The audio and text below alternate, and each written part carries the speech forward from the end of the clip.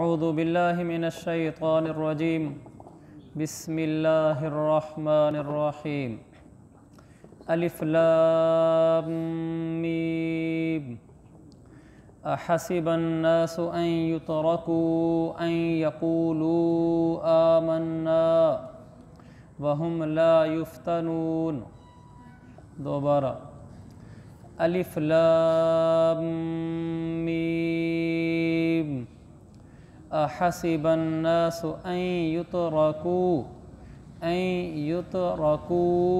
کھینچ کر ان یقولوا آمنا وهم لا یفتنون۔ سورۃ العنکبوت یہ مکی صورت ہے، آیتیں اس کی 69 ہیں، رکوع اس کے 7 ہیں۔ اوپر لکھا ہوا ہے، نظر آ رہا ہوگا، جو چھوٹا سا پھول نما خانہ بنا ہوتا ہے، سورۃ العنکبوت لکھا ہوا ہے، اور اس کے دائیں سائڈ پر 29 لکھا ہوا ہے اور بائیں سائڈ پر 85۔ آپ کے یہاں ہے؟ تو یہ جو 29 لکھا ہوا ہے اس کا مطلب یہ ہے پہلی صورت سے لے کر یہاں تک اب تک قرآن کی 114 صورتوں میں سے یہ 29ویں صورت ہے، اور آہستہ آہستہ اگلی صورت جب آئے گی تو وہ 30ویں ہوگی۔ اور اوپر دیکھیں، بالکل جہاں اوپر صفحہ نمبر لکھا ہوتا ہے وہاں رائٹ سائڈ پہ لکھا ہوا ہے امن خلق کا آگے 20۔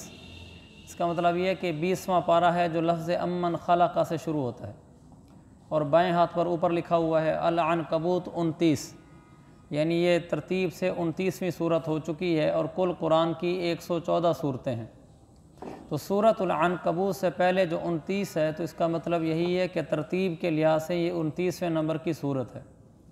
آگے مکیہ لکھا ہوا ہے، یہ صورت مکی ہے، مدنی نہیں ہے، اور اس کے بعد 85 لکھا ہوا ہے۔ اس 85 کا مطلب یہ ہے یہ صورت اترنے کے لحاظ سے 50ویں نمبر پر اتری تھی۔ قرآن کے اترنے کی ترتیب اور ہے، اور قرآن کے پڑھنے کی ترتیب اور ہے، کیونکہ سب سے پہلے تو وہ اتری ہے اقرأ بسم ربک الذی خلق، وہ تو پہلے نمبر پر اتری ہوئی ہے، اور اس کو تو بالکل آخر میں رکھا ہوا ہے۔ تو قرآن اترتا تو رہا موقع محل کی مناسبت سے، کہ جس موقع پر جو بات مسلمانوں کو سمجھانی ہوتی تھی اللہ قرآن بھیجتا تھا، لیکن جب اس کو قرآن بنا کر پڑھا گیا تو خود رسول پاک صلی اللہ علیہ وسلم کے زمانے میں ہی اس کی یہ ترتیب بن گئی تھی کہ پہلے یہ صورت بعد میں یہ صورت۔ اللہ کے نبی خود بتاتے تھے کہ آج جبریل لے کر آیا ہے اتنی آیتیں، 2 آیتیں 4 آیتیں، اب آیتیں پڑھ کے سناتے، فرماتے قرآن اترا ہے۔ پھر آپ کہتے کہ فلاں صورت میں اس کو فلاں جگہ پر رکھ دو، تو اس کی ترتیب بھی آپ بتا دیتے تھے۔ تو اس طرح جب قرآن مکمل ہو گیا تو قرآن پڑھنے کے لحاظ سے بھی ترتیب مکمل ہو چکی تھی۔ اس زمانے میں البتہ لکھا ہوا قرآن کم ہوتا تھا، سینوں میں زیادہ تھا۔ بعض صحابہ تھے جنہوں نے چمڑے کے اوپر لکھا ہوا تھا، بعضوں نے ہڈیوں کے اوپر لکھا ہوا تھا، بعضوں نے کسی اور چیز کے اوپر لکھا ہوا تھا۔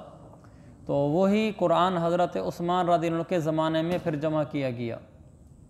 حضرت عثمان رضی اللہ عنہ کے زمانے سے پہلے تک لوگ جو قرآن کو پڑھتے تھے عام طور پر زبانی پڑھتے تھے، یا ان کے گھروں میں جو تھوڑا بہت لکھا ہوا ہوتا تھا اس کو پڑھتے تھے، کہیں کہیں کاغذ پر بھی تھا۔ پھر حضرت عثمان نے کہا کہ اب ہم اس کو اکٹھا ایک کتابی شکل میں لے آتے ہیں، تو انہوں نے وہ سارا جو لکھا ہوتا اس کو جمع کر کے ایک طرح کی ایک کتاب بنا دی، اسی ترتیب سے جس ترتیب سے چمڑے کے ٹکڑوں پر اور مختلف چیزوں پر لکھا ہوا ہوتا تھا۔ تو میں عرض کر رہا تھا یہ سورۃ العنکبوت مکیہ یہ 50ویں نمبر پہ ہے۔ اچھا، پہلے جب قرآن شروع میں ہوتا تھا تو اس کے زیر زبر نہیں ہوتے تھے، تو یہ زیر زبر لگوائے حجاج بن یوسف نے، اور تو اس نے بڑی بدبختی کے کام کی زندگی بھر ہی، لیکن یہ کام وہ اچھا کر گیا ہے کہ اس نے پہلی دفعہ قرآن مجید کے زیر زبر لگوائے اور اس کو دنیا میں پھیلایا۔ اس لیے کہ اس سے پہلے جو قرآن چلتا تھا وہ بغیر زیر زبر کے ہوتا تھا، اور عربوں کے لیے پڑھنا مشکل نہیں، عربوں کے لیے بھی کیا، کوئی بھی تھوڑی سی عربی گرامر جانتا ہو تو وہ پڑھ سکتا ہے۔ ہمارے مدرسے کی جتنی کتابیں ہوتی ہیں، آپ کا کبھی مدرسے میں اس طرح کا کوئی موقع بنا ہو کتابیں دیکھنے کا مدرسے کے طلباء کی، وہ سب عربی میں ہوتی ہیں اور ساری بغیر زیر زبر کے ہوتی ہیں، تو سارا دن اس کو طلباء پڑھتے ہیں، زیر زبر کے ساتھ ہی پڑھتے ہیں۔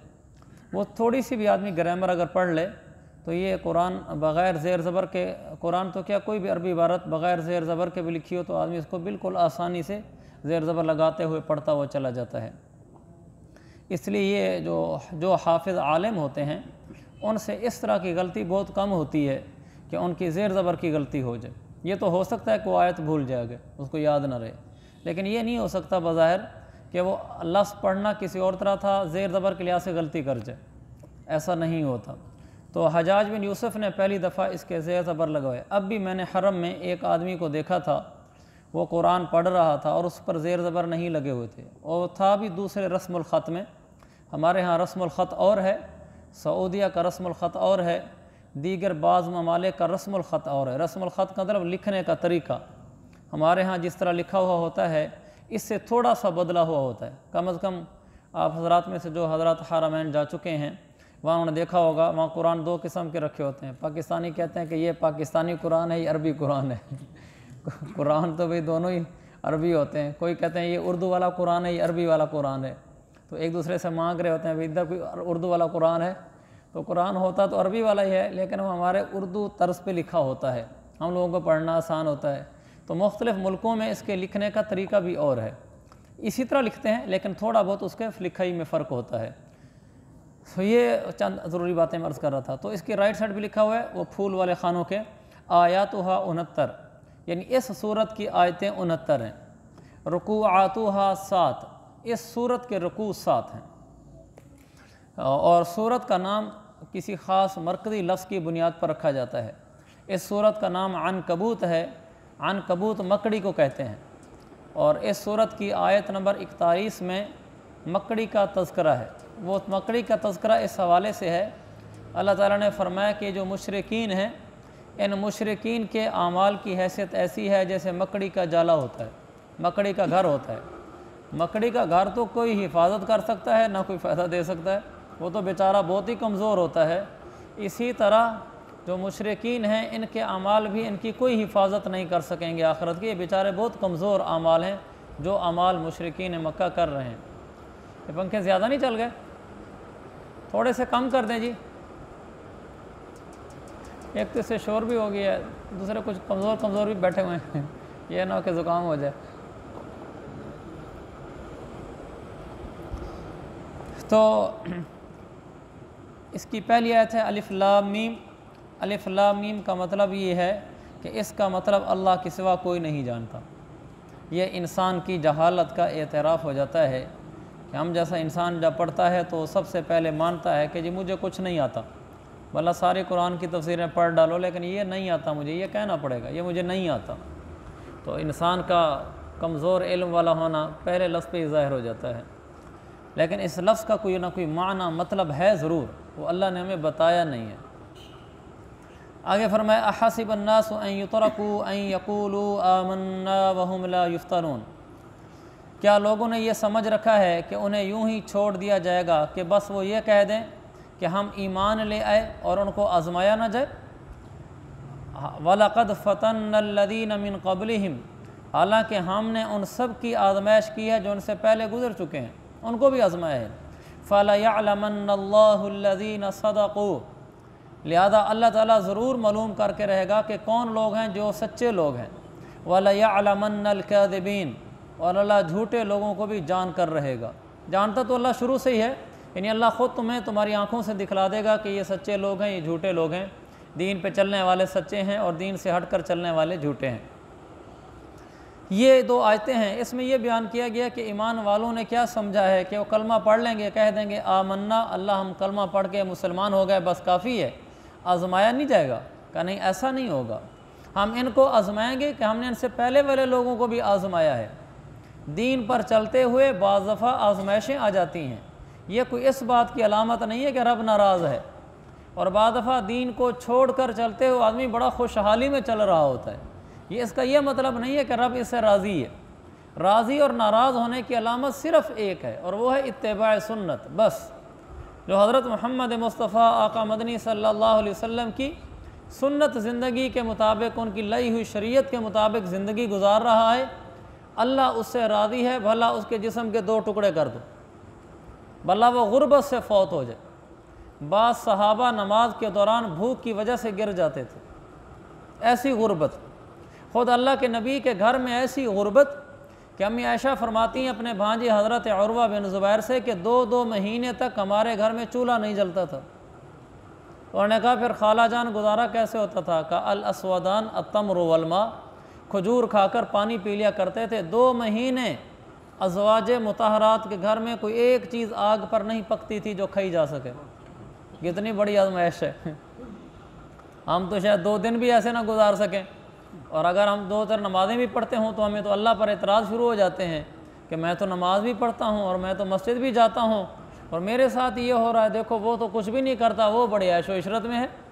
دین کو نہ سمجھنے کی وجہ ہے۔ یہ دنیا ہے، یہ امتحان کا جہان ہے۔ ہاں یہ باتیں آخرت میں سجتی ہیں۔ ایک آدمی کہے آخرت میں جی میں نیک تھا اور پھر بھی مجھے جہنم میں ڈالا جا رہا ہے، یہ نہیں ہوگا۔ لا ظلم اليوم، قیامت والے دن انصاف ہی انصاف کا راج ہوگا۔ تو دنیا میں آزمائشیں آتی ہیں۔ اللہ کے نبی صلی اللہ علیہ وسلم بیت اللہ کے قریب سر کے نیچے چادر کی تکیہ بنا کر آپ لیٹے ہوئے تھے۔ خباب بن ارت آئے، کہنے لگے یا رسول اللہ بہت سخت آزمائشوں میں ہم گزر رہے ہیں۔ تو اللہ کے نبی صلی اللہ علیہ وسلم نے ان کو تنبیہ فرمائی۔ صحیح بخاری کی حدیث ہے، آپ نے فرمایا تم سے پہلے ایسے لوگ گزرے ہیں کہ ان کو اس طرح آزمایا گیا کہ لوہے کی کنگھیاں لے کر ان کے گوشت کو چھیل لیا گیا۔ آپ نے فرمایا ان کو آری سے 2 ٹکڑے کر دیا گیا۔ ایسی ایسی آزمائشوں سے لوگ گزرے ہیں۔ تو آپ نے یہ سمجھایا کہ دین پر تو آزمائشیں آتی ہیں، یہ تو نہیں ہے کہ آدمی دین پر چلے گا آزمائشیں نہیں آئیں گی۔ آزمائشوں کی نوعیت مختلف ہو سکتی ہے لیکن اللہ آزماتا سب کو ہی ہے۔ لہذا یہ نہیں کہنا چاہیے کہ میں تو دین پر چل رہا ہوں، مجھے کیوں بیماری تکلیف پریشانی آ گئی ہے۔ کوئی بات نہیں، اللہ کے نبی نے فرمایا، ایک دوسری حدیث ہے، آپ نے فرمایا سب سے زیادہ جو لوگ تکلیف اور آزمائش میں ہوتے ہیں وہ انبیاء ہوتے ہیں۔ پھر آپ نے فرمایا ثم الامثل فالامثل، پھر اس کے بعد جو نبی کے زیادہ قریب ہوتا ہے اس پر زیادہ آزمائشیں آتی ہیں۔ فالامثل، پھر جو اس کے زیادہ قریب ہوتا ہے، یعنی جتنا جو دین میں پختہ ہوتا ہے اتنی اس پر آزمائش بھی بڑی آتی ہے۔ لہذا اگر دینداروں پر آزمائشیں آ جائیں، بیماریاں آ جائیں، تکلیفیں آ جائیں، پریشانیاں آ جائیں، کوئی اور ایسی آزمائش آ جائے، یہ کوئی اس کے مردود ہونے کی علامت نہیں ہے۔ اللہ کے نبی علیہ السلام سے بڑی کون سی ہستی ہے جن کے لیے کائنات کو وجود دیا گیا، اور آپ پر کتنی زیادہ آزمائشیں آئی ہیں کہ آپ صلی اللہ علیہ وسلم ایک دفعہ کھجوروں کے باغ میں تشریف لے گئے اور نیچے پڑی ہوئی کھجوریں تھیں تو آپ اٹھا کر کھانے لگے۔ تو عبداللہ بن عمر آپ کے ساتھ تھے تو انہوں نے کچھ نہیں اٹھا کر کھایا۔ آپ نے فرمایا عبداللہ تم نہیں کھاتے؟ تو نے کہا یا رسول اللہ طلب نہیں ہے۔ تو آپ نے فرمایا عبداللہ 3 دن ہو گئے ہیں اس پیٹ میں کچھ نہیں گیا، 3 دن ہو گئے، اس لیے نیچے پڑی ہوئی کھجوریں اٹھا کر میرے نبی نے کھائی ہیں جس کے لیے پوری کائنات بنی تھی، جن کے صدقے سے آج ہمیں روٹی مل رہی ہے، اور وہ 3 دن بعد پیٹ میں کھجور اتر رہی ہے۔ ایک دفعہ آپ لیٹے ہوئے تھے چارپائی پر اور آپ اپنے پیٹ مبارک کا یہ حصہ چارپائی کی ایک سائڈ پہ یوں مل رہے تھے بھوک کی وجہ سے۔ ایک صحابی ہے کہ یا رسول اللہ بھوک سے بہت برا حال ہے، اور اس نے پیٹ سے کپڑا اٹھا کر دکھایا اللہ کے نبی کو کہ پیٹ سے میں بھوک سے پتھر باندھا ہوا ہے۔ میرے نبی نے کپڑا اٹھایا تو 2 پتھر بندھے ہوئے تھے۔ کہا یہ حالت۔ تو آزمائشیں تو آتی ہیں، آزمائشیں کیسے نہیں آتی؟ اللہ کی مدد بھی ہوتی ہے لیکن آزمائشیں بھی آتی ہیں۔ لہذا یہ سمجھتے ہیں مسلمان کہ وہ ایمان لے آئے ہیں اور ان کو آزمایا نہیں جائے گا، نہیں، ان کو آزمایا جائے گا۔ وَلَقَدْ فَتَنَّ الَّذِينَ مِن قَبْلِهِمْ، ہم نے ان سے پہلے والے لوگوں کو بھی آزمایا تھا، آزمائش سب پر اترے گی۔ فَلَيَعْلَمَنَّ اللَّهُ الَّذِينَ صَدَقُوا، اللہ پھر ان میں سے سچے لوگوں کو بھی پرکھے گا، وَلَيَعْلَمَنَّ الْكَاذِبِينَ، اور اللہ جھوٹے لوگوں کو بھی پرکھے گا۔ کون سچا نکلتا ہے کون جھوٹا نکلتا ہے؟ کس کا دل نہیں کرتا کہ غلط سودا بیچوں، جھوٹ فراڈ کروں، رشوت سود سے کام لوں، دھوکہ دے کر چیز بیچوں، زیادہ پیسے کما کر آج بچوں کے لیے پھل لے جاؤں، آج بچوں کو فاسٹ فوڈ کھلاؤں، آج بچوں کو سیر کے لیے لے جاؤں۔ کس کا دل نہیں کرتا؟ سب کا دل کرتا ہے، لیکن دیکھا یہ جاتا ہے کہ کون مال کو صحیح کما کے لا رہا ہے، کون غلط کما کے لا رہا ہے۔ تو یہ دنیا امتحان کا جہان ہے، یہاں وہی انسان کامیاب ہے جو شریعت کے مطابق چل رہا ہو، اور جو شریعت کے مطابق نہیں چل رہا وہ ناکام ہے، چاہے وہ بیچارہ غریب ہو چاہے وہ امیر ہو۔ جو شریعت پہ چل رہا ہے وہ کامیاب ہے، وہ امیر ہو چاہے غریب ہو۔ تو دنیا آزمائش کی جگہ ہے، یہاں آزمایا جاتا رہے گا۔ صحابہ کو بھی آزمایا گیا، تمام اللہ والوں کو آزمایا گیا۔ امام احمد بن حنبل رحمۃ اللہ علیہ کو وقت کے بادشاہ نے کہا کہ کہو کہ یہ قرآن اللہ کی مخلوق ہے۔ انہوں نے کہا میں نہیں کہتا اللہ کی مخلوق ہے، یہ ایک عالمانہ مسئلہ ہے۔ انہوں نے کہا نہیں، یہ اللہ کی صفت ہے۔ تو اس نے کہا کہ میں اس پر کوڑے ماروں گا۔ امام احمد بن حنبل کو الٹا لٹا کر قمیص اتار کر ایسے کوڑے مارے جاتے تھے کہ اگر ہاتھی کو بھی مارا جاتا تو دھاڑ نکل جاتی۔ تو ایک دفعہ امام احمد بن حنبل کو پکڑ کے لے کر جا رہے تھے اور جسم نڈھال تھا، چلا نہیں جا رہا تھا مار کھا کھا کے۔ اور امام احمد بن حنبل فرماتے ہیں کہ اس دن میرے دل میں بھی آ گیا تھا، بوڑھا ہو گیا ہوں، اب اتنی نہیں تکلیفیں برداشت کی جاتی، تو آج جب مجھ سے بادشاہ پوچھے گا کہ قرآن مخلوق ہے کہ نہیں ہے۔ بہت سارے علماء نے اس وقت توریہ سے کام لیا تھا۔ توریہ کا معنی گول مول بات کرنا، اور گول مول بات کر کے گناہ بھی نہیں کیا اور جان بھی بچا لی۔ تو ان سے پوچھا جاتا کہ قرآن مخلوق ہے تو وہ کہہ دیتے تھے ہاں مخلوق ہے، حالانکہ یہ مخلوق نہیں ہے، یہ اللہ کی صفت ہے، اللہ کا کلام ہے۔ تو امام احمد بن حنبل نے کہا کہ ایک دن میرے دل میں بھی آیا، جب پوچھیں گے مخلوق ہے تو میں تھوڑی دیر چپ کر کے پھر کہہ دوں گا مخلوق ہے۔ میں مراد یہ لوں گا کہ تو مخلوق ہے، میں یہ تو نہیں کہہ رہا قرآن مخلوق ہے، یعنی بات کو تھوڑا سا گول کر جاؤں گا تاکہ تکلیف نہ ہو۔ کہ جب مجھے لے جایا جا رہا تھا تو ایک بیرک کے قریب سے گزرے تو اندر سے چور بولا، ابو الہیثم نام تھا۔ کہنے لگا احمد، ابو الہیثم مجھے کہتے ہیں، مشہور چور تھا، بہت دفعہ پکڑا گیا، بڑے ڈنڈے پڑے اس کو، پھر چھوٹ جاتا تھا، پھر چوریاں کرتا تھا۔ کہنے لگا احمد دیکھ، مجھے اتنا مارا جاتا ہے لیکن میں پھر بھی باز نہیں آتا، اور اگر تجھے مارا گیا تو تھوڑا سا پھر گیا تو نہیں پھرے گا، پوری امت مسلمہ پھر جائے گی، خیال کرنا پھر نہ جانا۔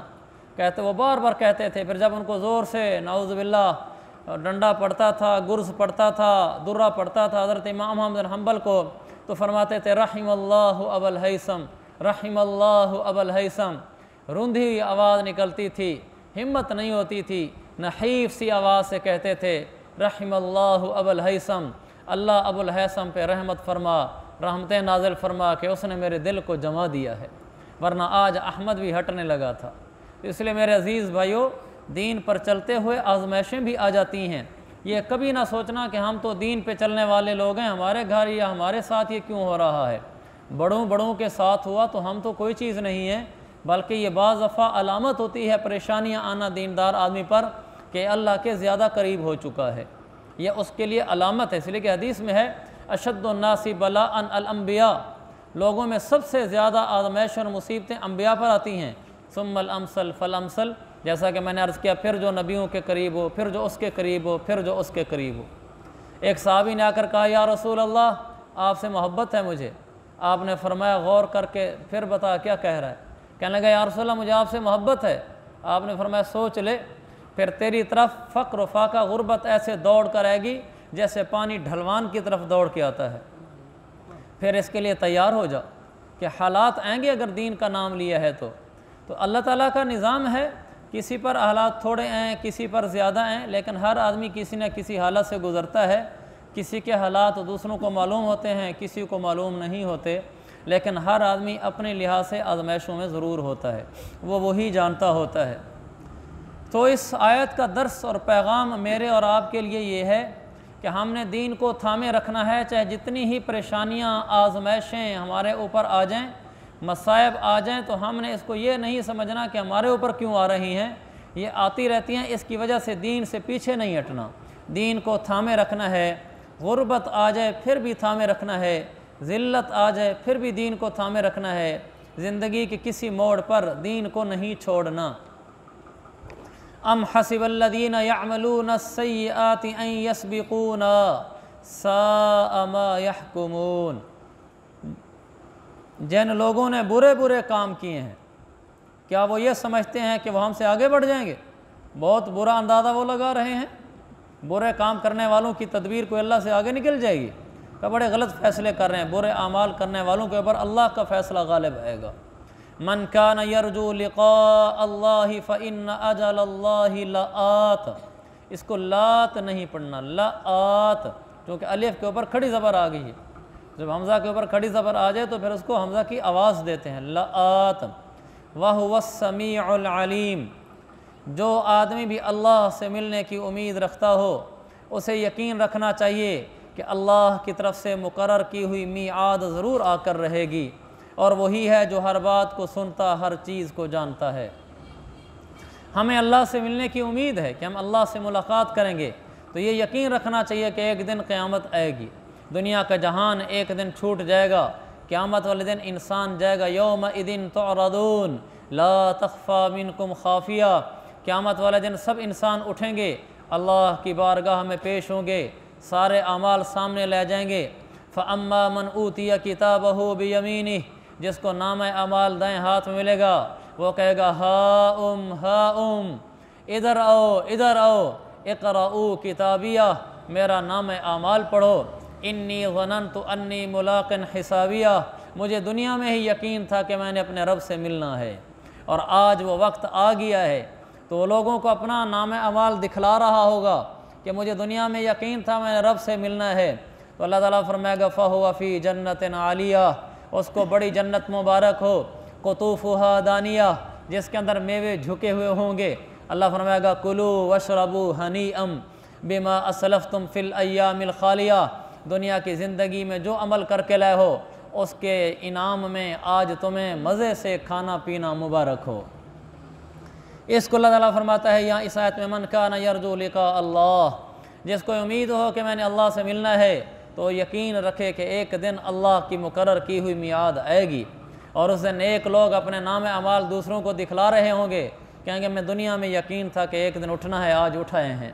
اور دوسری طرف ایک دوسرا طبقہ ہوگا وَأَمَّا مَنْ أُوتِيَ كِتَابَهُ بِشِمَالِهِ، جس کو نام اعمال بائیں ہاتھ میں ملے گا، وہ کہے گا ہے میری بربادی، ہے میری بربادی، لم اوت کتابیہ، آج میرا نام اعمال مجھے دیا ہی نہ جاتا، ہے میری بربادی، ما اغنا عنی مالیہ، میرا مال آج میرے کوئی کام نہیں آ رہا، دنیا میں نے جائز و ناجائز کی پرواہ کیے بغیر بڑا کمایا، آج میرے کسی کام نہ آیا، ہلک عنی سلطانیہ، میری چودراہٹ، میری بادشاہت، میرا اثر رسوخ، وہ آج سب جاتا رہا، اس کی کوئی حیثیت نہیں رہی۔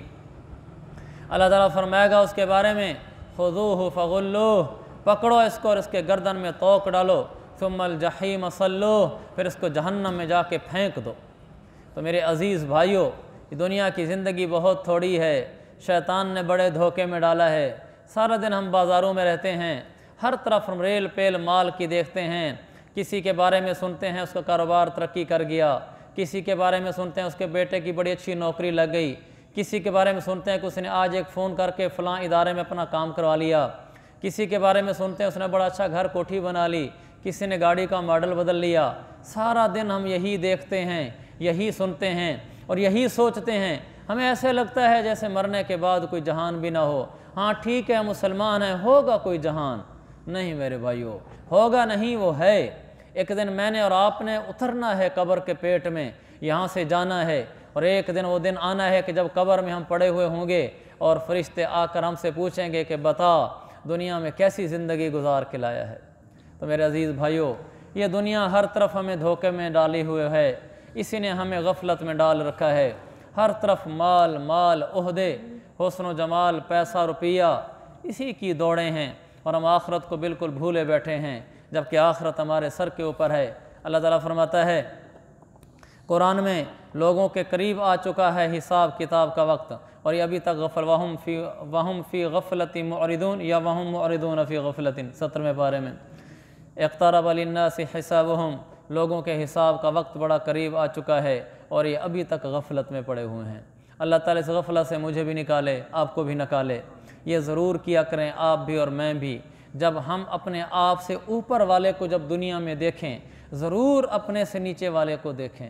یہ میرے نبی کی حدیث ہے، آپ نے فرمایا جو آدمی تم میں سے اپنے سے اوپر والے کو دنیا میں دیکھے فَلْيَنْظُرْ إِلَىٰ مَنْ هُوَ أَسْفَلُ مِنْهُ، تو ایک نظر ذرا ادھر بھی ڈال لے جو اس سے نیچے ہے۔